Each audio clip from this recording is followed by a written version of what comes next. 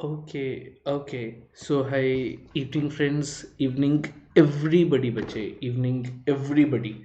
Now, before we even go further, I guess, hi, evening Srishti, evening everybody, bache. I guess we know each other pretty well. I'm Dr. Sushant Soni, MBBS MAMC, MD Pathology, Resident Hemato-Oncology, AIMS Daily. So, I guess everything is working fine, and let's start. I know it's pretty late, but none of us are able to sleep today. I mean, the date of the result, it always has mixed feelings, and I guess nobody's totally satisfied except probably the top 10 or top 12 or top 20 ranks. Nobody's totally satisfied or nobody's totally happy with the result. Firstly, secondly, I'm sure that many of you would be facing a lot of discrepancy between the recalls that you expected a score of versus the score, and also the ranks. So let's have a look at the analysis of the result. Dekho, I have, I wanted to analyze this the other way around, especially for the juniors as well as for the students who will be giving for the papers, plus will be deciding what is to be done. Rank 1, see, I have made this calculations assuming that out of 200, 195 questions were attempted. That is what the calculations have been based on. Five questions were left. See, five questions will be left for majority of the students minimum. Majority of the students would have attempted 180 to 185 questions only. So the negative will slightly reduce, but overall, this is a very good benchmark of the number of corrects with the rank. Now, rank 1 had a phenomenal 182 corrects, 182 or more than 182 corrects. The minute, see, I have made the number of corrects, I've reduced them by 5 each. Now, see, 175 corrects has a rank of about 45 versus 170 corrects which had a rank of 310. There's a lot of, in between 5 questions, the rank is not reducing drastically. But the minute we cross the benchmark of 165 to 160 questions, this line is the benchmark. What do we mean by this benchmark? That is if for the juniors, but a 160 number of corrects is what should be your target when you are giving the grant tests, when you're giving the scores and everything.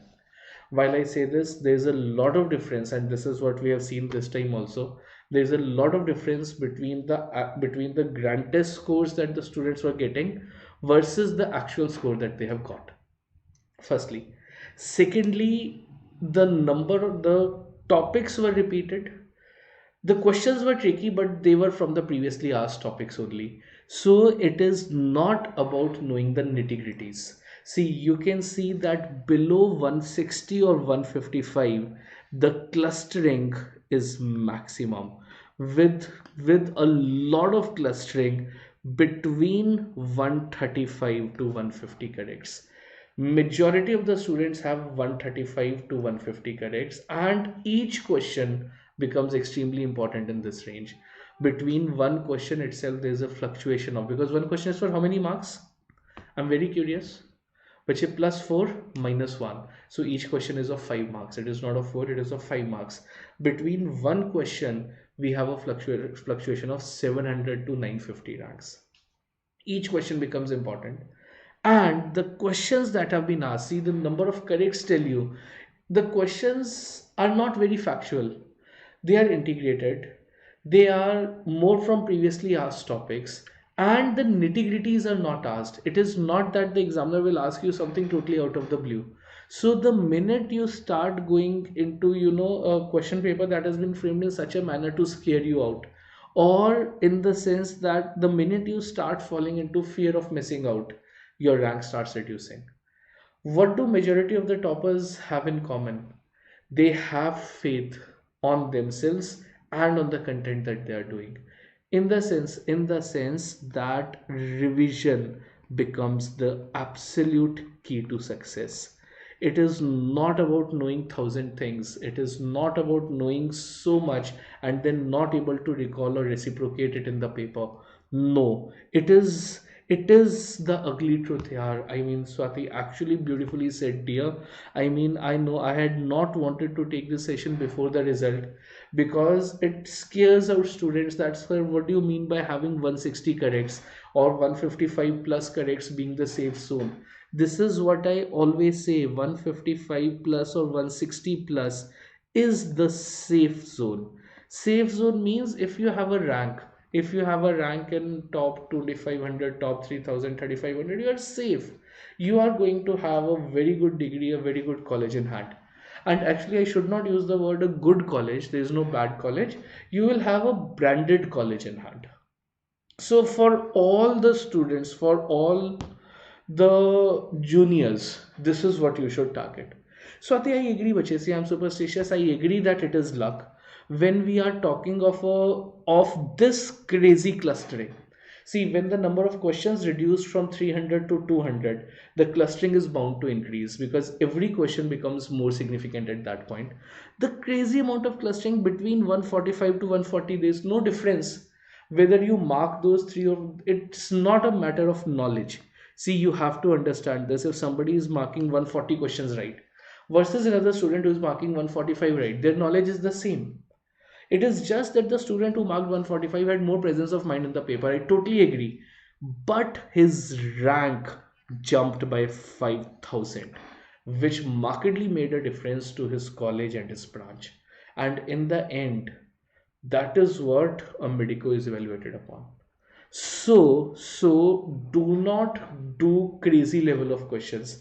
I mean, with respect to pathology, I mean, so many students actually ask me, ki, sir, when you take sessions also, you always repeat the easy topics more, you repeat the easy questions more. We know your images, we know the questions. That is what is asked in the paper. You are never going to be asked MD or DM level stuff. वो ना FOMO होता है, fear of missing out होता है कि वो देख के अच्छा लगता है कि shit we gain so much new things in this session और something, but that is actually not asked. Study what is asked, revise it repeatedly, and maintain consistency. Three things which are actually going to get you through. See, it is not going to be easy. There is no doubt about it. Firstly, you need to have a brave spirit to clear any competitive exam, especially one of the most competitive in India, that is the PG seat. Have a kind heart, do good things. That is how God is going to reciprocate with respect to the flukes we hit. And there is no substitute for hard work. So I'll open up the session for all the queries, anything that you have in mind. See, day of the result, none of us can sleep. Yeah, none of us can sleep. So feel extremely comfortable in writing the queries. You can, and this is not a session with respect to I have gotten this rank and which is the best college or whatever. No, all of you know your ranks. I like to say one more thing at this point. For the students for whom this is your first attempt, but yet do not compromise. No compromises. Do not compromise on your branch. No compromise on branch. We can compromise on college to some extent. Compromising on college does not mean going from a government college to a very expensive private or a deemed college. It does not mean that. Compromising on college means, suppose you did your MBBS from, say, MAMC, SMS, Lucknow or something, and you are going to a tier B city. That compromise is okay, but do not compromise on the branch.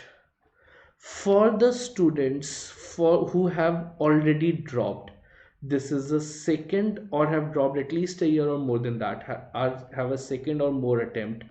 बच्चे compromise on college, of course. Secondly, slightly compromise on branch also. Pick. I always say this, pick the seat. Life has to move forward. It is not about keeping on giving the same exam hoping to get radio or something. Pick and let life move forward. The third golden rule when you are choosing or going for counseling, see, today we are not going to take any decisions. This is our first session, this is our first interaction after the result. Terrapin, बच्चे 70K, I know 70K. Swati, I know it is frustrating, the level of competition and stuff. The minute when I was making this, I could I could feel your frustration. Yeah, this is crazy. I mean, I'm saying that being a faculty, I'm saying this frankly. There should be a rule that if somebody studies more than 4 to 5 hours per day, he should be beaten up. I mean, we need to have a life beyond studies. Yes, I'm saying that. But nahi, Jahid, that is what I'm saying. If you have already dropped a year, in that case pick, there's no doubt about it, life will move forward, but you cannot pick at 70K. तेरा pen बचे नहीं, you will be needing to drop a year. See, we will not, I always follow this, we will not take any harsh decisions at night. All of you would have taken a light dinner. Nobody feels like eating on the day of the result. I mean, our hunger is gone. Our that satiety center, I think, is totally suppressed. Nobody feels like eating. We have taken dinner. We are all of us are slightly feeling low at this point. We will make our decisions with a fresh mind after 2 3 days. That too during the morning time, not at night.